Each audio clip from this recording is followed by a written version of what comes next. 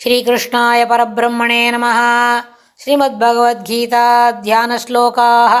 नमोऽस्तु ते व्यासविशालबुद्धे पुल्लारविन्दायत पत्रनेत्र येन त्वया भारततैलपूर्णः प्रज्वालितो ज्ञानमयप्रदीपः प्रपन्नपारिजाताय स्तोत्रवेत्रैकपाणये ज्ञानमुद्राय कृष्णाय गीतामृतदुहे नमः।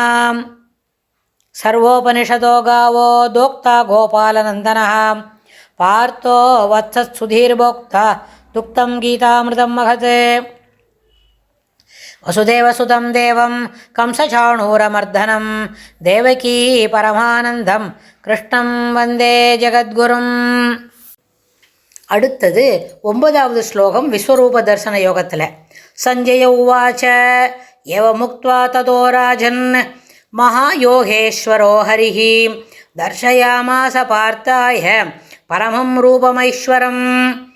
संजय उवाच एवमुक्त्वा ततो राजन् महायोगेश्वरो हरिः दर्शयामास पार्थाय परमं रूपमैश्वरम्. இந்த ஸ்லோகத்தில் சஞ்சயர் திருதராஷ்டிரன் கிட்ட கூப்பிட்டு சொல்கிறார். ஏன்னா அவருக்கும் திவ்யம் ததாமி தே சக்ஷுகு அப்படின்னு பெருமாளுக்கு அர்ஜுனனுக்கு சொன்ன மாதிரி வேதவியாசரிடமிருந்து அவருக்கும் திவ்யம் ததாமி தே சக்ஷுகுன்னு அவருக்கும் ஒரு திவ்ய சக்ஷுர் கொடுத்துருக்கிறதுனால இங்கே நடக்கிற எல்லாத்தையும் அவர் பார்க்க முடியுது. அதனால் ராஜன்னு அப்படின்னு திருதராஷ்டிர மகாராஜாவை கூப்பிட்டு மகாயோகேஸ்வரா யோகத்திற்கு மகேஸ்வரனாகிய ஹரின்றது இங்கே இடத்துல என்ன பெருமாள் ஸ்ரீகிருஷ்ணர். ஏவம் இவ்வாறு உக்த்வா கூறி ததா பிறகு பார்த்தனுக்கு பரமம் உயர்ந்த ஐஸ்வர்யம் ரூபம், அதாவது பெருமாளோட ஐஸ்வர்யம் எல்லாத்தையும் ஒரே ஸ்ட்ரோக்கில் பார்க்குற மாதிரி அவனுக்கு காட்டி தந்தாச்சு. ஈஸ்வர வடிவத்தை தர்ஷயாமாச காட்டி அருளினார். இத்தனை பெரிய ஐஸ்வர்யம் பெருமாள்கிட்ட என்ன இருக்குது? அஷ்டவசுக்கள், துவாதச ஆதித்யர்கள், 49 மருத்கணங்கள் அப்படின்னு எல்லாத்தையும் இதுக்கு தகுந்த மாதிரி எல்லா விஷயங்களையும் காமிச்சு அவனுக்கு எல்லாத்தையும் தந்தவொடனே திவ்யம் ததாமி தே சக்ஷுகுன்னு சொன்ன மாதிரி அவனுக்கு பார்த்தனுக்கு உயர்ந்த ஐஸ்வர்யமாகிய பெருமாளுடைய ஐஸ்வர்யமாகிய ரூபத்தை ஈஸ்வர வடிவத்தை காட்டி அருளினார் அப்படின்னு. அதை சஞ்சயன் திருதராஷ்டிரக்கிட்ட சொல்கிறான். அப்படியா அர்ஜுனன் பார்த்துக்கானா இதை அப்படின்னு கேட்டுண்டாருது. அதுக்கப்புறம் பரமம் ரூபம் ஐஸ்வரம், இந்த ரூபம் ஐஸ்வர்யம் ஐஸ்வரம் அப்படின்றத சொல்லும்போது சுத்தமானது, ஏற்றமுடையது, அப்ராகிருத்தமானது, யோகசக்தி வாய்ந்தது. இந்த இத்தனைய அப்ஜெக்டிவ்ஸில் கொண்ட இந்த உருவம் சாதாரண உருவங்களைப் போல் என்ன பண்ணாது, இப்போ தான் தோன்றும், கொஞ்ச நாள் ஆகும், பழசாகும், அப்புறம் இல்லாத போயிடும். அதுபோல் இல்லவே இல்லை. இது என்னது? சாதாரண உருவங்களைப் போல் ஐம்பூதங்களால் அமைந்தது அன்று. அதாவது நம்ம பெருமாளோட பார்த்தோம் இல்லையா, பஞ்சேந்திரியங்கள் 5, ஞானேந்திரியங்கள் 5, மனசு 1, அப்படி சக்ஷு, அப்புறம் 24 தத்துவம், அதுபோல் இருக்கிற பஞ்சபூதங்களான சரீரத்தில் உண்டான இது இல்லை.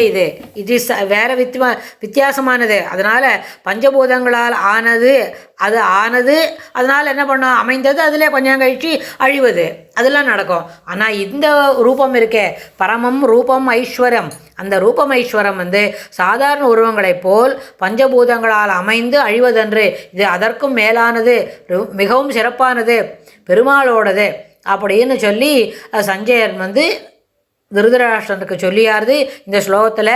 அடுத்தது மேலும் இன்னும் என்னெல்லாம் நடக்கிறது, அடுத்தது அந்த இருக்கு இல்லையா, அது எப்படிலாம் பார்க்குறேன். இப்போ பார்த்தாச்சு, ரூபத்தை காட்டியாச்சு, அதில் என்னெல்லாம் இருக்குது, இவாளுக்கு என்னெல்லாம் பார்க்குறது அப்படின்னு சொல்லும்பொழுது அந்த விரிவாக்கத்தை அடுத்த ஸ்லோகத்தில் பார்க்கலாம்.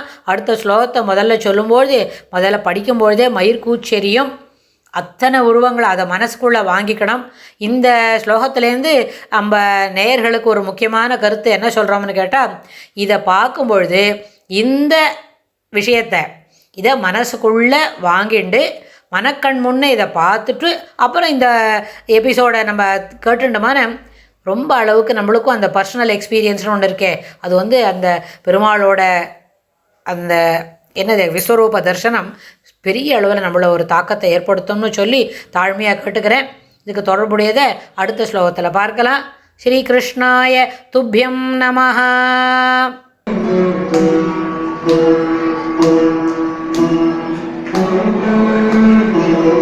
கண்டு